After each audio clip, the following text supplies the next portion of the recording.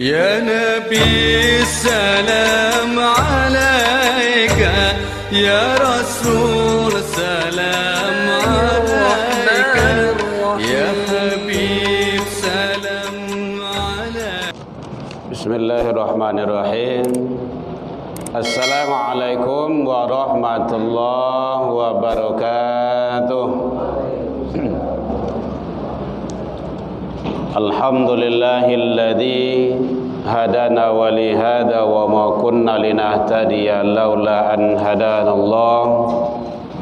Ashhadu an la ilaha illallah wahdahu la syarikalah wa ashhadu anna Muhammadan abduhu wa rasuluh sallallahu alaihi wasallam alladzi akhrajan nas minadh dhulumati ilan nur wa yahdihim ila siratal mustaqim, amma ba'du. Hamdan wa syukran lillah, seluruh puji dan syukur kembali kita ucapkan kehadirat Allah Subhanahu wa taala. Alhamdulillah biidznillah wa qadarullah, dengan izin Allah sampai malam ini Allah masih berikan ke kita umur panjang, Allah masih berikan kesehatan, Allah masih titipkan waktu luang dan kesempatan untuk selalu berada di jalannya menjalankan ibadah, dan Allah masih berikan kepada kita keistiqomahan hati. Mudah-mudahan semua itu titipan-titipan Allah, karunia-karunia Allah, kita syukuri dalam rangka kita ingin menjadi hamba-hamba yang bersyukur di sisi Allah hendaknya. Mudah-mudahan dengan harapan semua amal soleh, amal kebaikan, amal ibadah yang kita lakukan siang dan malam, pagi dan petang, kapan dan di mana saja, mudah-mudahan diterima di sisi Allah hendaknya.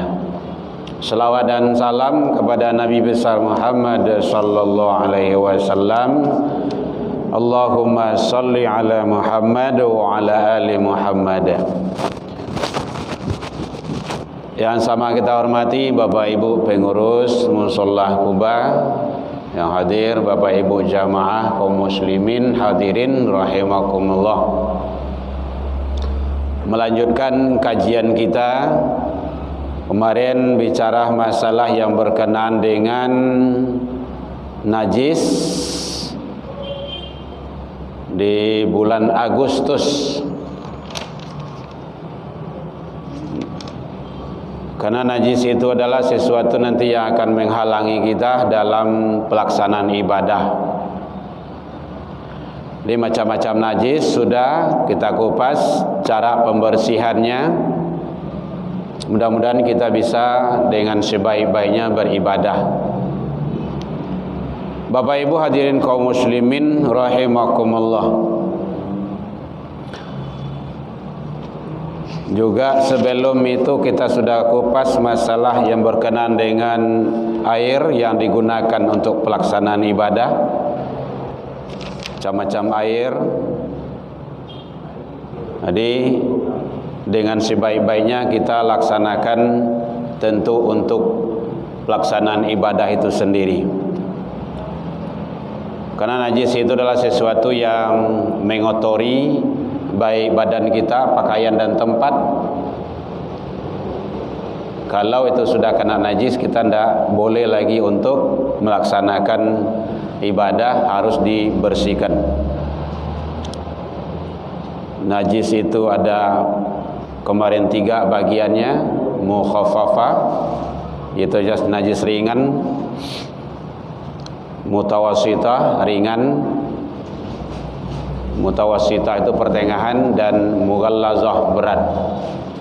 Termasuk kemarin kita sudah kupas jilatan anjing dan babi, terutama bagi teman-teman dan saudara-saudara kita yang punya atau pelihara anjing di rumah, baik anjing itu jaga rumah, anjing jaga tanaman, ataupun anjing untuk berburu.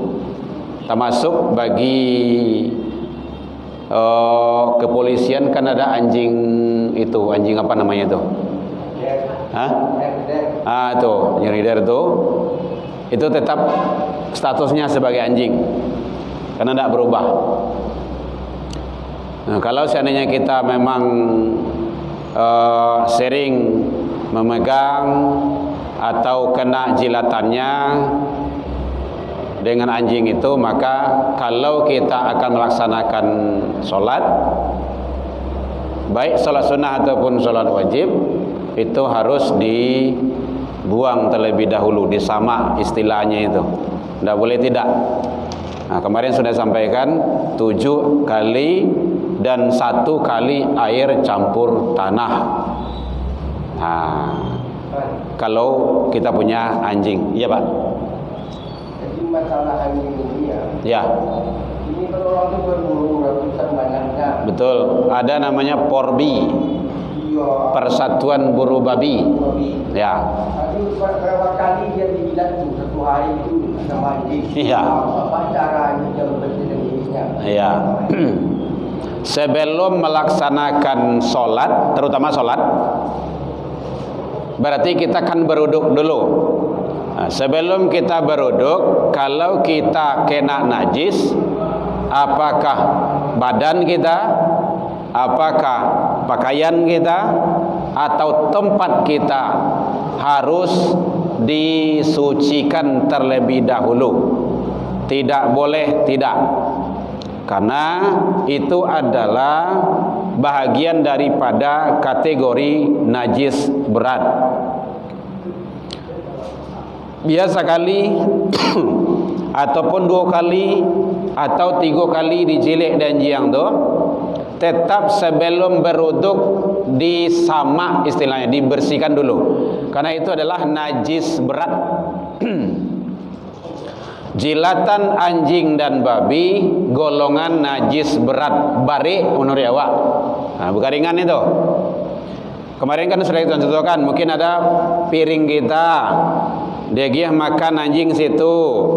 Kemudian kalau piring itu dipakai untuk makan dia awak, harus dibersihkan 7 kali, 1 kali air campur tanah, harus tanah, tidak boleh yang lain. Tidak bisa dengan deterjen, karena zat yang ada di tanah itu tidak sama dengan ada yang deterjen itu. Jadi walaupun sekali, 2 kali, 3 kali, mungkin dari pagi jam 8 sampai jam 11 beliau itu berburu, kan berkutak atau bergaul selalu atau dekat dengan anjing, kena jilatan anjing dan bersinggung anjing beliau itu cara menyucikannya. Kalau mau sholat, pakaian berarti harus diganti. Badan yang kena jilatan anjing tadi itu harus dibersihkan. Cara membersihannya, kalau tangan awak yang kanai, harus tahu tangan yama yang kanai, tangan kanan, tangan kida. Kalau tangan kau yang kanai, tanganku harus dibersihan 7 kali. Jo ayah biasa, salah satunya ayah itu harus campur dengan tanah, berarti 6 ayah biasa tu. Ini pakaiannya dijilat semua. Iya, berarti harus diganti. Nanti dipakai lagi baju dicuci sama sabun aja. Oh, tidak bisa. Tangan aja dicuci sama tanah. Tidak bisa. Kalau tidak pakai tanah, tidak bisa. Berarti beliau tetap bernajis besar, mughallazah, berat. Jadi makanya sering kita sampaikan kepada teman-teman yang suka berburu, tidak masalah, silakan berburu. Mungkin itu hobi, atau mungkin memang hama babi itu memang banyak di daerah kita itu, silakan. Tetapi kalau kita akan melaksanakan ibadah, harus mengikuti kategori-kategori atau aturan-aturan tertentu dalam syariat, dalam ilmu fikih. Tidak boleh luar daripada itu. Awak tidak tahu entah yang mana yang dijiliknya, entahkah seluruh badan awak. Ya namanya kadang apa gui bagai kan, apa lu anjing tu bagai gitu kan. Namanya baburu gitu kan. Atau air liurnya mungkin tidak dijiliknya doh, tapi air liurnya itu kalau bahasa kampung nggak pecah gitu kan. Karena baju kita. Jadi kalau seperti itu, kuncinya adalah badan kita itu pakaian harus diganti kalau untuk sholat. Tak boleh dipakai pakaian itu lagi do. Kecuali kalau tahu yang mah di jileknya dianjiang tu, yang lain enggak. Mungkin celana saja, celana kaki kanan gitu kan. Yang lain enggak. Jadi makanya itulah salah satunya kenapa yang berkenaan dengan najis berat ini begitu beratnya untuk membersihkan dan memperbaikannya, karena itu adalah hal-hal yang berkaitan dengan ibadah, terutama adalah ibadah sholat. Kalau yang lain-lain tidak ada masalah, boleh. Nah gitu, mungkin jalan-jalan apalah. Tapi kalau dipakailah untuk sholat, diri kita itu, pakaian kita itu harus steril, harus terbebas dari hadas dan najis. Tidak boleh tidak. Masih ada bu yang ditanya? Ini memperjelas dan memperdalami tentang hal-hal yang berkenaan dengan najis berat tadi itu. Kalau darah, nanah itu kan, itu bagian daripada tidak seberat najis yang berat tadi itu. Ada bu yang ragu? Boleh. Beli bu. Kalau di kena pipis manci, Nah, baju, ya, jangan itu. pipis ya. Berarti kalau seandainya memang nampak pipisnya itu, bersihkan itu. Ya. Cara membersihkan petang lado 3. Lah disampaikan ke petang tuh. 1, menghilangkan rupa, bentuk. Kalau nampak bekasnya tuh, buang, cuci sampai bersih ya. Kemudian kalau memang dah nampak lah doh, biasalah gitu kan, dengan kain yang lainnya, lah sama gitu kan. Yang kedua menghilangkan rasa, diresek. Kalau masih licin je baru, alulai. Bersihan terus. Mungkin pakai gundar cucian tuh. Nah, sampai kasek. Kasek tahu ya bu ya? Nah gitu. Bahasa kesat apa nih? Yuk kasek. Nah, kasek salah. Bahasa awak salah. Kesat mungkin lah gitu kan. Kemudian yang ketiga menghilangkan bau, rupa, rasa, bau, dicium. Kalau berbaun juga apanya baru bau pipis, tu buang terus. Gitu. Kejamban tikus itu kan enggak kare tu. Kencang tu. Berbaun je baru. Buang. Itulah salah satunya deterjen atau sabun yang bisa membantu untuk menghilangkan baunya. Itu. Iya, iya Pak. Jadi kan mengenai pipis tikus kan pipis kita. Ya. Kan kita kan tinjak ya. Ya. Dan secara prosedur. Itu sunnah Nabi kan. Ya. Kemudian ketika dalam sholat Pak. Ya. Ketika rukuk keluar lagi rasa kedua gitu Pak. Ya. Apakah kita lanjut sholat atau gimana? Udah Pak? Dia rasul saja. Iya. Rasul saja. Iya. Udah Pak? Ketika waktu Pak. Iya. Jadi walaupun duduk tinjak dengan sesuai dengan sunnah Nabi itu Pak. Lawan lakukan. Kemudian ketika sholat Pak. Ya. Ada rasulnya mengalir. Apakah hawa itu berhenti sholat duduk kembali atau lanjut sholat? Udah Pak. Baik. Yang pertama, buang air kalau mengikuti sunnah itu diantaranya kan kemarin sudah disampaikan itu masuk dengan kaki dalam buang kamar kecil tuh kiri, keluar kaki kanan. Sesuatu yang tidak baik itu, makasih tidak baik itu yang najis sifatnya itu diawali dengan yang kiri. Baca doa. Kali tekana ya bu ya. Allahumma inni a'udzubika minal khubuthi wal khaba'ith. Kedua baca doa wali ya. Alhamdulillahilladzi azhaba anil adza wa afani. Kemudian sunnahnya mengikuti sunnah itu buang air kecil tuh, masuk buang air besar tuh jongkok, duduk, nah gitu, jongkok. Sunnahnya itu jongkok, kemudian karena jongkok itu termasuk mendehem, nah bahasanya itu mendaham, batu jadi, nah gitu. Itu diantara salah satu membantu agar terpompanya kantong kemih itu. Di panganya itu, di kapinya gitu kan, membantu. Nah, kemudian termasuk mendehem itu tidak harus sekali 2 kali, boleh lebih gitu kan. Nah, sampai lah. Dan itu salah satu termasuk bukti bahwa dalam kamar kecil itu ada orang. Ini kadang-kadang kawan kan ada menyelonong sebagai WC itu ada kunci doh. Kalau masuk saya kawan dalam tuh gitu kan. Nah, gitu. Ini kadang-kadang kunci rusak. Jadi itu diantaranya. Nah, kemudian setelah itu dalam kita sholat, kalau sudah memang kita lah betul-betul merasa bersih, lah selesai istinja itu dengan sebaik-baiknya, kemudian taraso perasaan. Kalau memang taraso, kalau memang tidak ada bukti, artinya memang tidak ada ngalir gitu kan, itu tidak ada masalah, lanjutkan. Tapi kalau memang ada taraso mengalir, itu berarti sudah keluar air seni tadi, air pipis itu udah najis lagi. Nah, maka mundur dan wudhu lagi, bersihin lagi, istinja lagi. Tapi kalau memang rasanya kadang-kadang mungkin saat awak buang air tadi itu tidak selesai perpaat atau tuik doh itu kan, tahu-tahu tak aja sholat gitu kan, tahu-tahu ada rasa. Kalau rasa itu apakah di dua jalan itu artinya kata Rasul di tempat buang air kecil dan tempat buang air besar. Mungkin bahasanya angin. Kadang-kadang awak sedang sujud rasa-rasa. Tapi kalau ndak ada tabau, lanjutkan sholatnya. Ndak.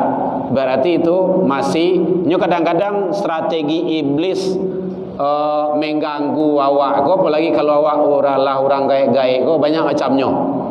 Nah gitu, termasuk dengan was-was tadi itu. Tapi kalau yakin awak memang itu sudah hadas, udah berwudu lagi, istinja lagi, berwudu lagi. Tapi kalau was-was kita tidak arah ke sana, tidak ada masalah, boleh. Masalahnya, ya Pak, kita salat Jumat, orang ramai. Ya. Kita lepas di tempat, tak bisa keluar. Itu masalahnya. Tak bisa kita keluar. Ya. Orang ramai. Ya. Cuma kalau orang tua. Iya. Jadi kalau kita kan memang tidak sah atau di nanti lagi. Itu bisa kan. Udah Pak. Ini sedang khotbah atau sedang sholat? Sedang sholat. Udah. Ya. Kalau memang contohkan buang angin sedang sholat, karena perut sakit gitu kan.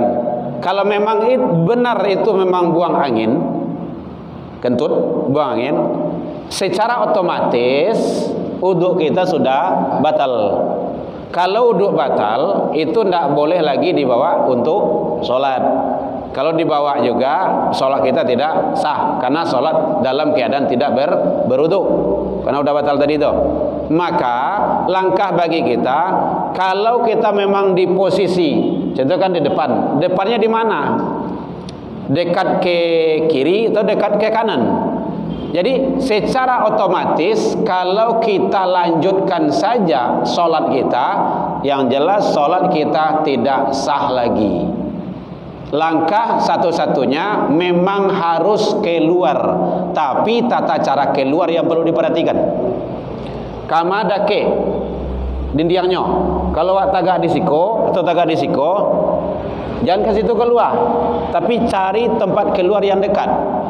Mundur, cari lewat sana. Karena mana tidak ada langkah lain daripada itu. Kalau dilanjutkan, sholat kita tidak sah. Kemudian, Bu, halo.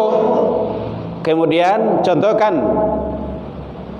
kita udah keluar, udah keluar tetap berwudu lagi seperti biasa. Tidak ada lain. Tapi kalau seandainya memang belum keluar buang angin kita, raso-raso keluar dan bisa menahan, menahan itu tidak membuat fatal, ditahan beko. Apalagi kalau sedang mengaca, tahan, nah itu berserak sudah itu mah, namuh itu doh. Kecuali kalau tidak mengaca gitu kan, makan sate lo tadi gitu kan, apalagi sekilo. Nah, kalau kita memang ada penyakit yang kayak gitu, itu memang otomatis tidak bisa ditahan itu.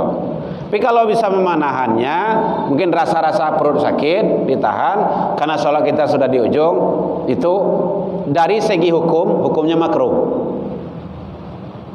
Menahan hajat yang tidak membahayakan di dalam sholat, yang tidak membahayakan bahasanya. Coba kalau membahayakan ditahan beko, buang angin itu beko apalagi dalam keadaan kita kurang sehat itu. Tapi kalau seandainya memang kita seandainya bisa melepaskannya, lepaskan dan berwudu lagi. Gitu. Muka si lapian tu jadi dalam lapian babuni nanya beko ka. Apa cerita kawan kok? Gitu. Nyok, apalagi kalau gaya-gaya kok banyak macamnya. Perpak tu lapang gitu kan. Kadang sedang sujui bagai. Sedang sujui babuni tu nyaput. Gitu. Iya. Makanya sebelum kita sholat tu memang betul-betul disterilkan dulu. Kayak pertanyaan Bapak tadi, memang mendaham bahwa memang betul-betul selesai dulu buang angin atau buang air kecil, buang air besar. Jangan sampai pula beko talambek beko ndak dapat jamaah, dapat. Ya jamaah itu terdapat, tetap dapat. Bapak Ibu hadirin kaum muslimin rahimakumullah. Ya Pak.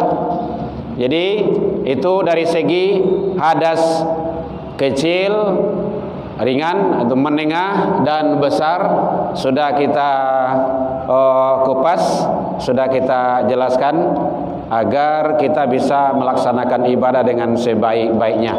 Kita masuk sekarang ada pertanyaan tadi ya. Ada namanya najis yang dimaafkan. Ada najis ainiyah dan ada najis hukmiyah. Ainiyah itu nampak, hukmiyah itu dari segi hukum dia kena najis. Contohnya kan kena buang air tadi itu, buang air bekas, buang air pipis itu nampak, tetapi lah susah dibuang. Gitu. Kok kan dicabik dari situ kan mungkin dah diguntiang dah. Lah susah dibuang. Itu hukmiyah namanya itu. Dari segi hukum itu nanti dimaafkan. Usahalah memenuhi 3 kategori. Lah dibuangkan dari segi bentuk, rupa, lah dibuangkan dari segi rasa, lah dibuangkan dari segi bau. Nah, kalaulah itu kita lalui masih ada juga, maka nanti itu ada najis yang dimaafkan namanya itu. Najis yang dimaafkan. Contoh kan kalau hari paneh awak berjalan dari rumah, itu kan debu-debu banyak tuh. Itu di Sarawak, di mekana ibu awak tuh kadang-kadang lengket itu debu-debu tuh. Itu cukup di kiroan saja, dikipaskan saja. Gitu. Itu najis yang dimaafkan namanya itu.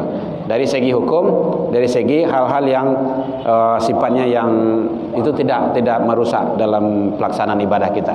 Karena kita sudah usaha maksimal. Bapak Ibu hadirin kaum muslimin rahimakumullah. Ada najis ainiyah itu berwujud nampak, dan najis hukmiyah itu berupa bendanya, nampak bendanya itu. Seperti yang tadi itu, kencing, bekas pipis, atau minuman arak, bekas minuman kareh itu. Tapi nyala karyang, udah kering di baju atau di celana, dan itu susah untuk dibuangkan. Itu dimaafkan namanya. Najis yang dimaafkan dari segi hukum. Tapi lah usaha maksimal dulu. Bapak Ibu hadirin kaum muslimin rahimakumullah. Kemudian masuk dalam pelaksanaan wudu, masih ada dari segi najis nih Bapak Ibu yang kita diskusikan? Kalau tidak, masuk dalam pelaksanaan wudu. Wudu untuk pelaksanaan ibadah dari segi bahasa maknanya adalah suci, bersih. Wudu itu dalam segi istilah syara atau menurut agama ilmu fikih, membersihkan anggota kita, anggota wudu untuk menghilangkan hadas kecil. Landasannya itu Al-Quran surah Al-Maidah ayat yang ke-6, ya ayyuhalladzina amanu idza kuntum ila shalah faghsilu wujuhakum. Hai orang yang beriman, apabila kamu hendak melaksanakan salat, faghsilu, ghasalah, maka basuhlah wajahmu. Jadi wudu itu landasannya, kategorinya harus mengikuti aturan Al-Quran. Basuhlah wajahmu. Batasan wajah itu para ulama yang menyatakan mulai dari tumbuh rambut, batasan kening, itu batas wajah. Walaupun rambut tumbuhnya itu sampai ke Maria, ini kan ada tuh, tidak rambut sampai ke Maria doa. Tapi batasan wajah, gitu. Yang pada umumnya, kalau istilah awak mungkin orang botak namanya itu. Kan ada orang tuh rambut tisko setumbuhnya, siko ndak ada. Gitu. Tetap yang dari segi hukum wajah di siko batasannya, ndak siko doh. Kok kepala lah. Jadi faghsilu wujuhakum, basuhlah wajahmu. Dalam ulama fikih yang menyatakan mulai dari anak telinga ini sampai sini, tuh wajah batasannya. Basuh. Dan wajibnya satu kali. Ulama menyatakan boleh 3, boleh lebih. Itu ijtihad para ulama. Yang wajibnya 1 kali. Faghsilu wujuhakum wa aydiyakum ilal marafiq. Tadi bahasanya basuh ya Pak ya. Gitu. Basuh wajahmu, kemudian wa aydiyakum ilal marafiq. Basuh kedua tanganmu sampai mata siku. Kedua tangan. Mulai dari su, itu ulama menyatakan lagi. Tapi bahasanya itu adalah kedua tangan. Mulai dari kanan, itu ulama lagi yang menyatakan. Karena awali sesuatu yang baik itu dari yang kanan. Kan gitu. Jadi basuh kedua tanganmu sampai mata siku. Ingat, sampai mata siku. Berarti siku. Berarti secara dan langsung ayat itu menyatakan, Allah menyatakan mulai dari siku. Gitu. Sampai kemari. Gitu. Jadi kalau awak pakai keran, ya silakan. Tetap yang tangan main. Gitu. Yang tangan fungsikan, tangan kiri. Kedua tangan. Jadi basuh kedua tanganmu sampai mata siku.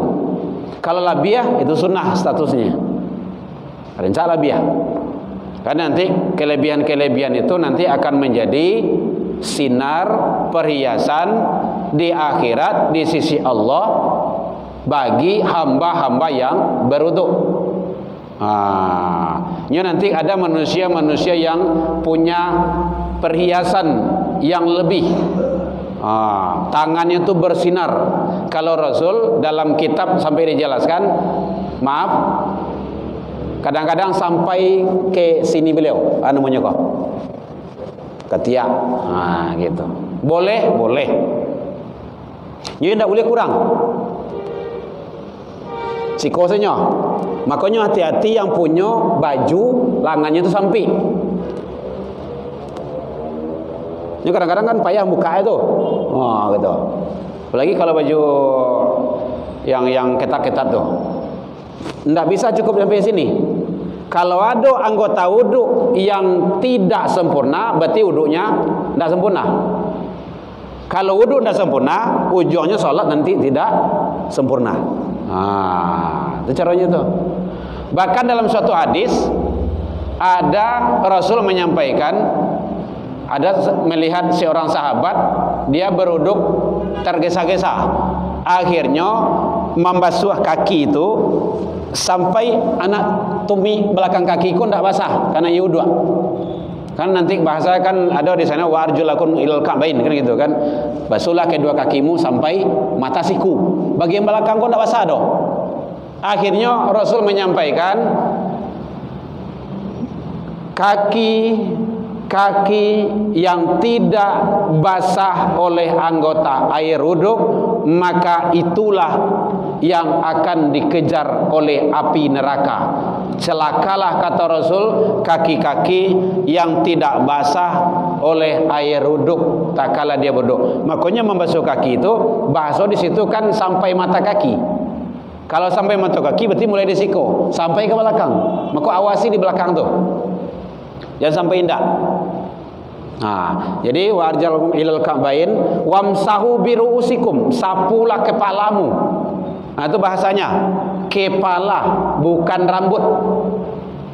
Sapu kepala, sapu, bukan basuh.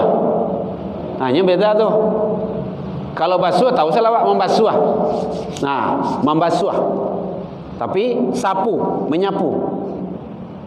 Nah, makanya ada ulama menyatakan mulai dari mungko tarik ke belakang, balian ke mungko belia silakan. Atau modeko sajo silakan. Kapalo bukan rambut.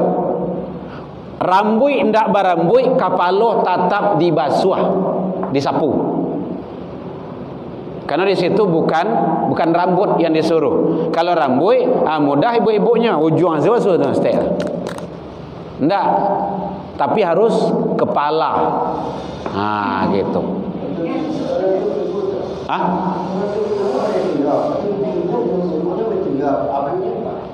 Iya.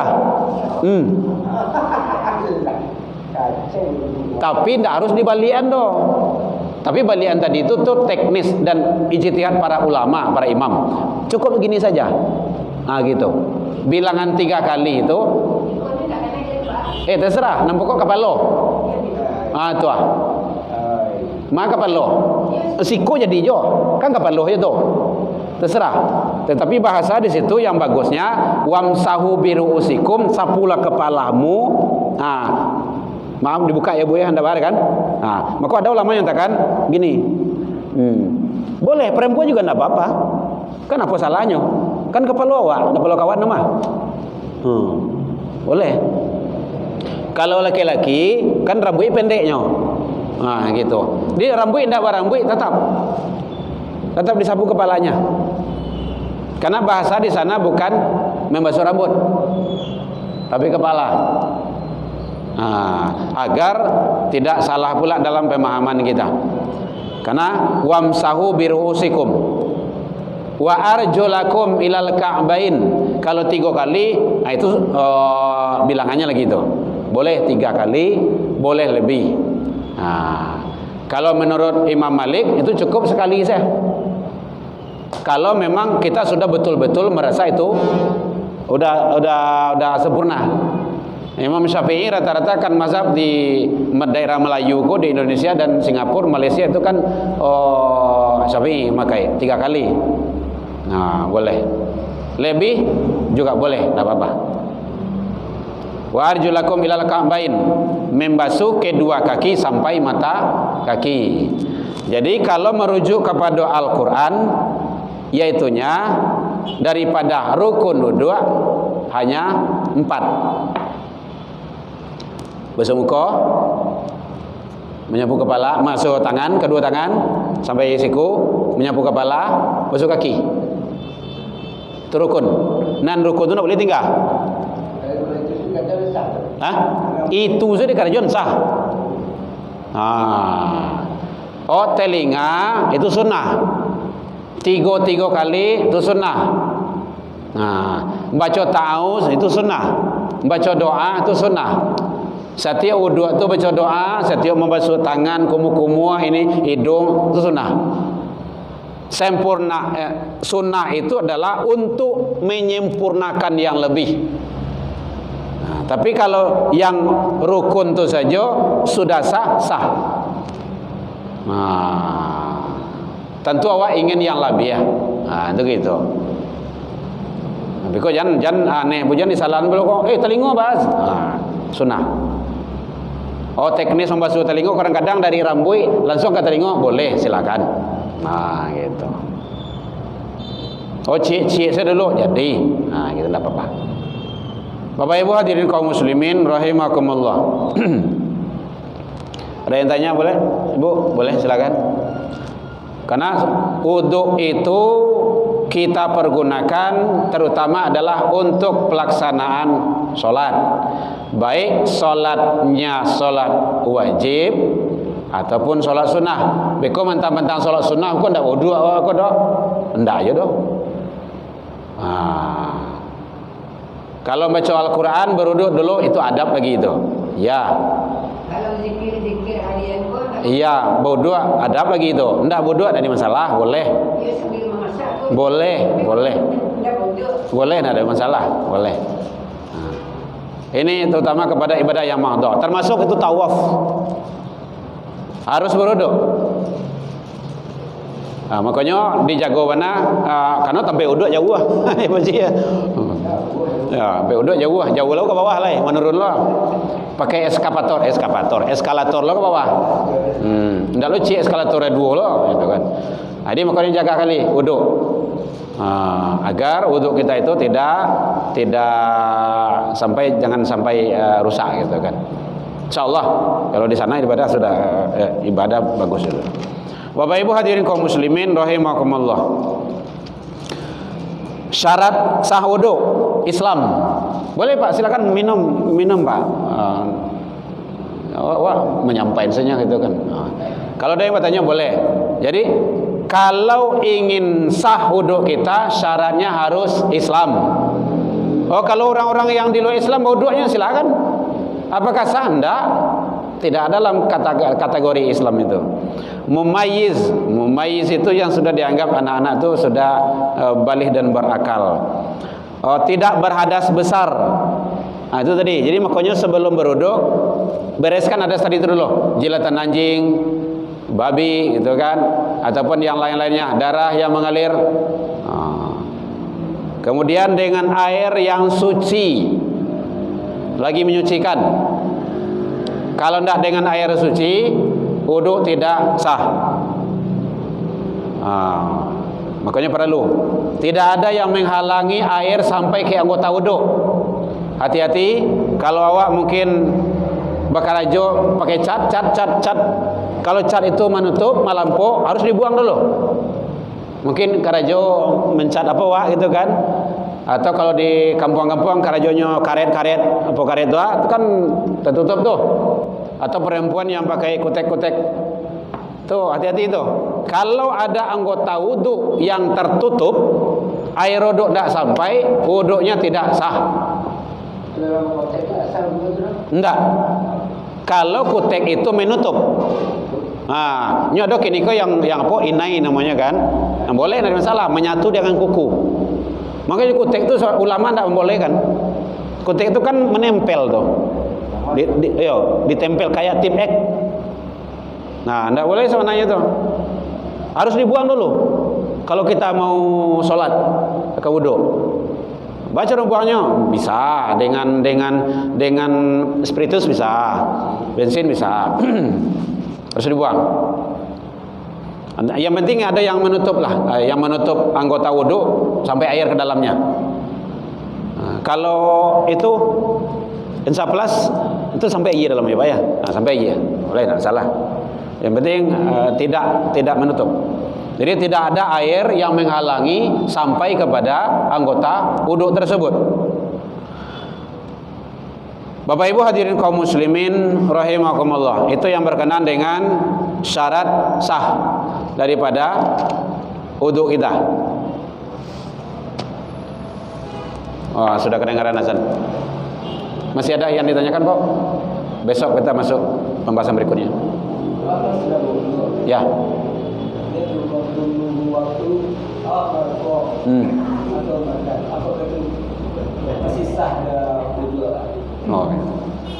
Merokok atau makan, minum gitu kan.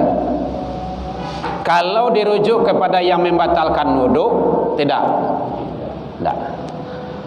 Karena Rasul pernah saat suatu ketika Rasulullah mau pergi sholat, ada nampak makanan letak hidang, disicipi oleh Rasul langsung. Kemudian Rasul setelah itu minum, dan Rasul tidak mengulangi wudhu lagi. Contohnya kan, Ya. berpuasa. Ya. Sebelum aku kan awak dalam itu. Ya. Itu sebelum ini awak buka. Ya. Itu bisa. Ya. Maghrib tiba baru kali kena. Ya, tapi resikonya begini, Pak. Menghadiri sholat berjamaah itu jangan sampai ada yang mengganggu. Rasul pernah menyampaikan, setelah makan bawang itu malahan Rasul tidak menganjurkan untuk sholat berjamaah, karena bawang itu termasuk makanan yang berbau, apalagi kalau durian, dan termasuk rokok. Karena rokok itu kalau siap merokok tuh kan, mungkin di awal lah tak biasa bau tuh, kawan di samping tuh panik tuh, sakit hidungnya tuh. Apalagi kalau kawan kau tak biasa merokok, tak pernah merokok gitu kan. Maka sebaiknya kalau kita mau pergi sholat, tak usah merokok dulu. Nanti jatuh hukumnya kalau seperti itu dilakukan, hukumnya makruh. Makruh itu lebih baik ditinggalkan. Gitu. Bukan hukum rokok, tetapi adalah akibat yang ditimbulkan oleh rokok itu nanti mengganggu aktivitas dan kenyamanan dan dalam jamaah. Gitu. Karena Rasul pernah menyampaikan, melarang apabila setelah memakan makanan yang berbau itu sebaiknya tidak mendekat atau tidak ikut melaksanakan sholat berjamaah. Karena itu bagian dari mengganggu. Termasuk yang terganggu itu bukan hanya teman sebelah, malaikat. Ternyata malaikat tak dua aja ini ya. Dek bau apa kok yang merusak kok. Gitu. Di sekarang jemaah ada terima. Iya. Mengenai kan awak kan ikut imam. Iya. Imam menyebut Allah Akbar. Iya. Lalu sampai awal bergerak apakah itu seharusnya kan sudah baru bisa bergerak. Ini imam mampu masih Allah imam kan awal bergerak gitu. Iya. Dan kedua waktu salam atau salam kedua baru bawa salam lagi. Udah, Pak? Yang pertama, bahwa imam itu dalam sholat berjamaah untuk diikuti. Apabila imam ruku', maka ruku'lah. Apabila imam sujud, maka sujudlah. Warka. Jadi kalau seandainya memang imam ruku', Allahu Akbar, kita ruku'. Sami Allah, jadi sampai selesai dulu pekerjaan imam. Jangan kalau seandainya memang imam kamu mulai ruku', awak mulai ruku' lo, berarti menyamai imam. Nyo ada nanti mendahului imam, ada menyamai imam, ada mengikuti imam. Kalau mengikuti kok biasanya di belakang kok. Kalau menyamai kok bahasanya kok ma'a kok, sama-sama. Gitu. Jadi sama-sama ruku'. Kalau di depan, apalagi kalau di depan, lalu ruku' imam lalu ruku'. Jadi nanti ada namanya itu pencuri sholat namanya itu. Ada juga bahagian daripada nanti ada hadis menyatakan nanti di akhirat itu ada kepala manusia itu seperti kepala keledai. Keledai. Bentuk kudu tapi gak berbeda dari kuda gitu kan. Jerapah. Kenapa itu ya Rasulullah? Karena dia itu adalah mendahului imam. Itu bahayanya mendahului imam tuh. Tidak boleh. Itu gunanya mendidik anak-anak. Jadi apabila imam Allahu Akbar ruku'. Ya, sami Allahu liman hamidah. Allahu Akbar ruku'. Gitu. Ya. Ya. Satu, yang kedua, salam tadi itu wajibnya satu, salam ke kanan. Ke kiri itu adalah sunnah. Jadi kalau Assalamualaikum warahmatullahi kata imam, kita sudah boleh? Boleh. Tapi kalau disempurnakan pekerjaan imam itu boleh, silakan. Sebaiknya kan Ya. Tetapi dari segi hukum, yang wajibnya sudah terlaksana. Karena salam ke kanan itu adalah salam bagian daripada rukun sholat. Salam. Salam ke kiri itu statusnya sunnah.